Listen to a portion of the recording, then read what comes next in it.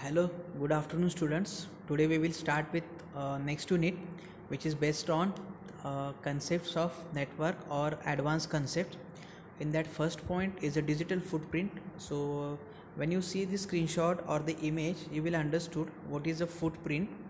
So when you surf or when you use internet in each and every website, each and every what you call each and every portal, each and every email site. So how many web pages are there, or where you visit all this place, your footprint get printed.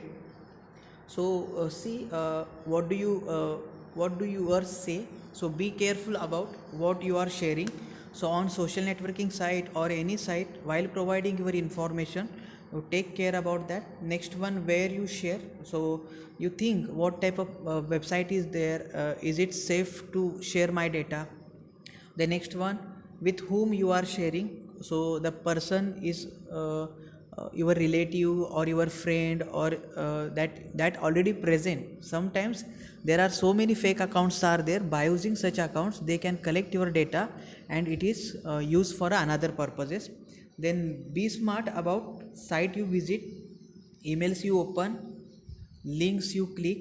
So that thing we need to take care while using internet or while working with the internet.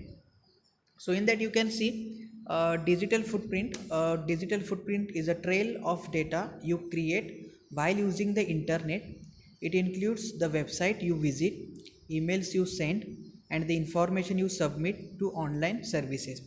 A passive digital footprint is a data trail you unintentionally leave online. Suppose, for example, you are searching tutorial for any site, so there your data unintentionally unintentionally saved there.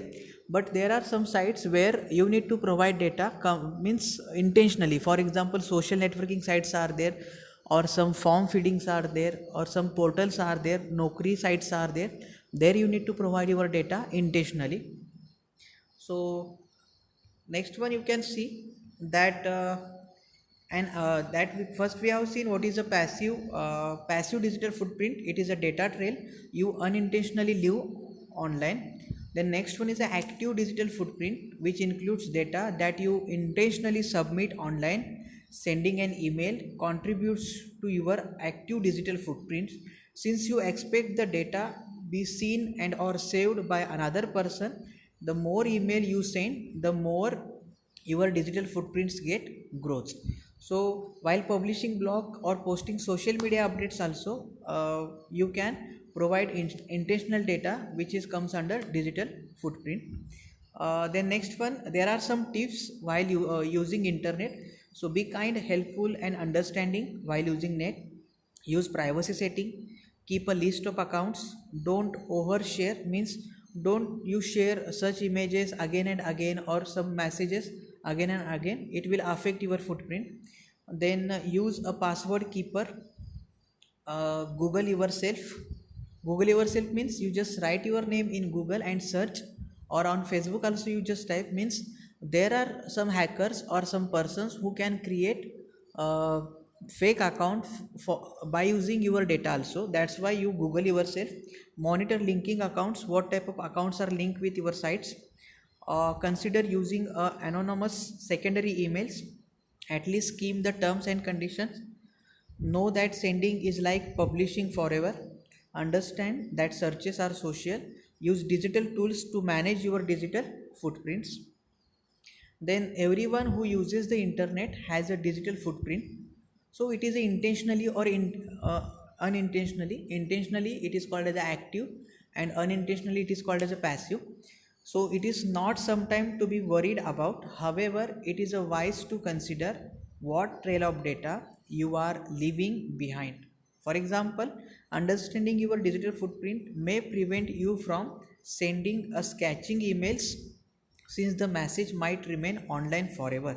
It may also lead you to be more disconcerting in what you publish on social media sites. So next one is a phishing. So spelling is phishing. So it is a cyber crime in which a target or targets are contacted by email, telephone, or text message by someone posing as a legitimate institution to lure individuals into providing sensitive data such as a personal identifiable information, banking and credit card details, and password. In short, phishing means it is a trap which is used to get data from a user. It may be personal information, it may be commercial information, or it may be banking information, or it may be your family information or relation information also. The information is then used to access important accounts and can result in identity theft and the financial losses. Then see, it is also one image. Is phishing means it is using another PC or another nodes in order to catch your data for their intention. Then next one, common features of phishing. So too good to be true. So you think about that. So whatever your mails are there, whatever phone calls are there, if it is knowing person, then and then only you click, or you use your time to talk with them. Otherwise you just cut that phone. Sense of urgency. A favorite tactic amongst cyber criminals is to ask you to act fast because the super deals are only for a limited time. So sometimes there will be phone calls that I'm calling from a bank, and you need to tell your credit card number, debit card number, we want to update your password, there are some schemes for that, we want to enroll you. Such there are various honey traps are there, so you don't think about this, and such things are done by urgency. Then the next one, hyperlinks.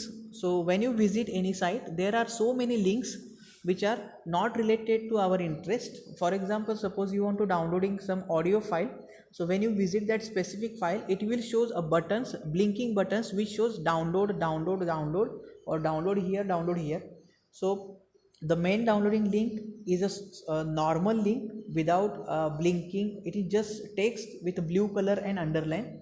So whenever you click on another links, then it will redirects you to the another site. So you avoid these hyperlinks.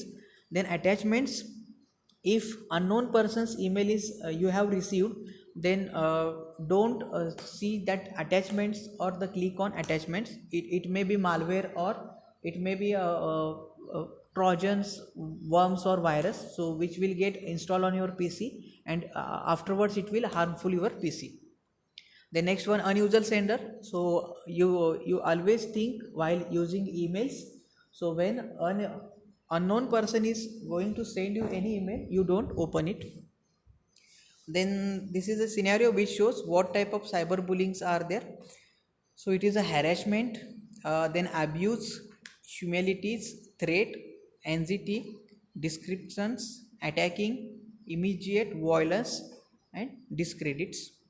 So let us see theory. So cyberbullying is a bullying that takes place over digital devices like cell phones, computers, and the tablets. Cyberbullying can occur through SMS, text, and apps, or online social media, forums, or gaming, where people can view, participate in, or share content. So cyberbullying includes sending, posting, or sharing negative, harmful, false, or the mean content about someone else. So it can include sharing personal or private information. It can include about someone else, causing embarrassment or the humiliation. Some cyberbullying crosses the line into the unharmful or criminal behavior. So there are some common places, social media sites such as Facebook, Instagram, Snapchat, or Twitter, SMS, instant messages via email or another apps or email.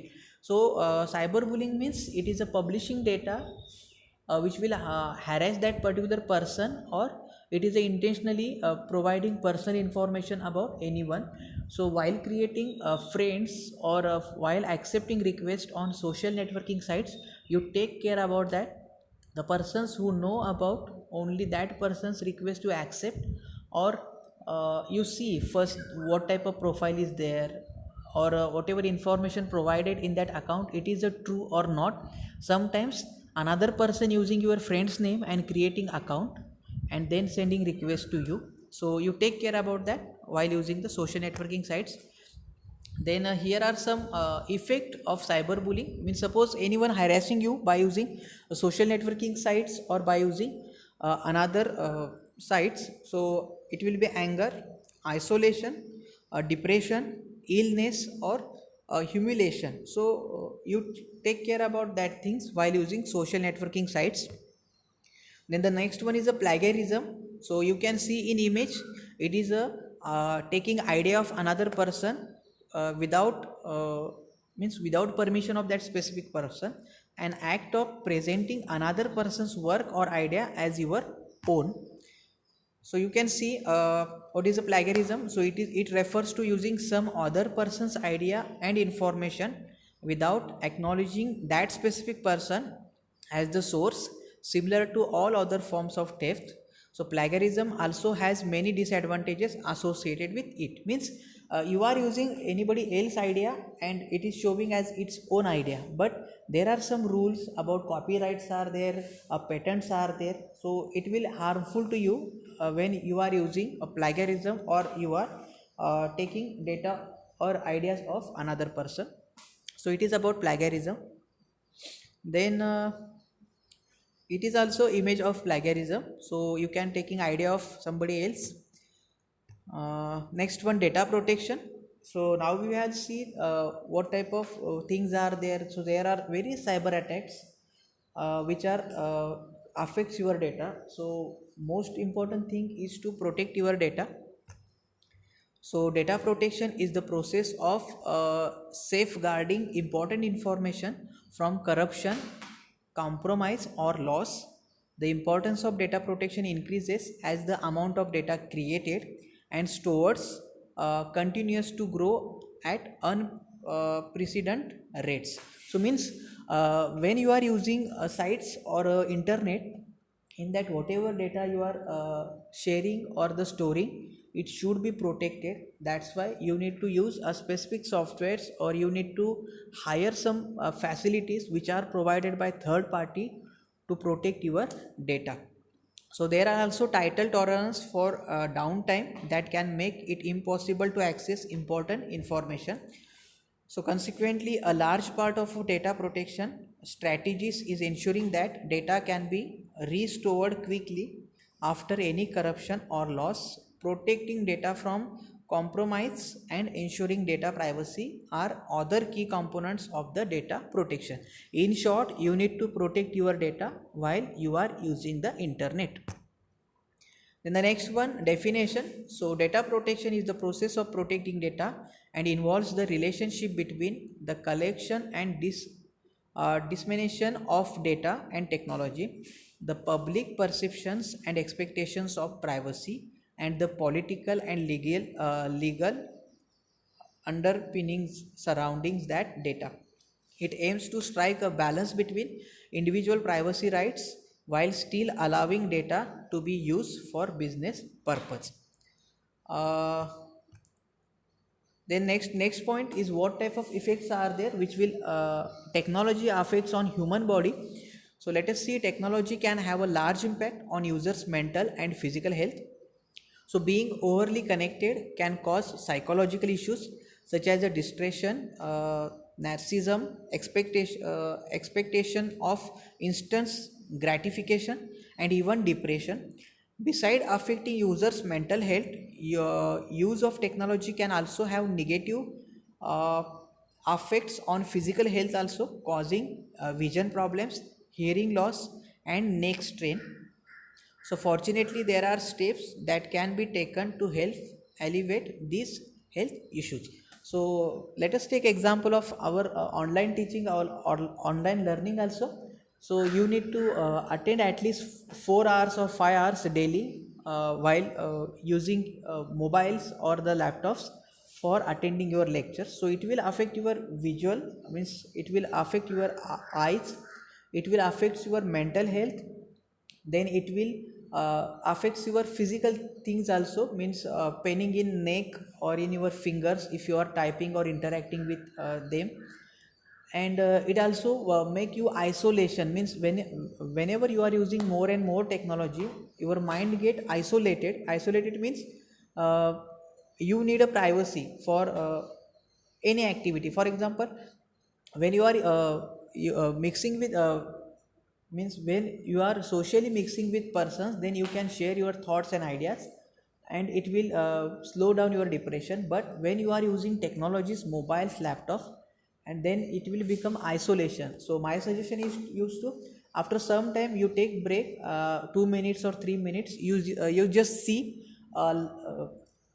means objects which are present in your room or in your house, and which should be at a longer distance, because while using mobile or laptop you are using a very small distance. So in between you just see the objects which are have a more distance. So for today it is sufficient. In next lecture we will see remaining parts of this unit.